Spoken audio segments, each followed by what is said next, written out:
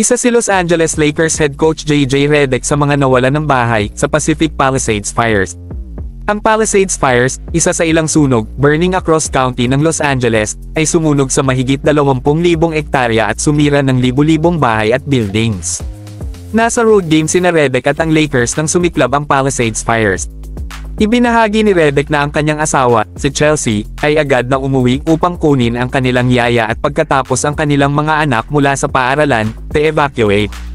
Mula nang bumalik ang Lakers mula sa kanilang road trip, nakita ni Redick ang tragic destruction sa lugar nga kanyang family has called home, since moving to Los Angeles. Hindi mapapalitan ay ang isang charcoal painting of a lighthouse ng anak ni Redick, at iba pang priceless memories mula sa kanyang kasal at mga anak.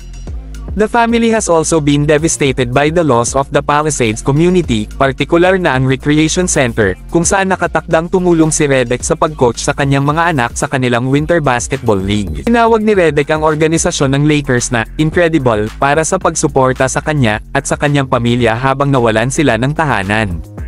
Kabilang sa mga player na sumusuporta sa kanilang coach ay si guard Austin Reeves, na nakitang niyakap si Redick sa practice.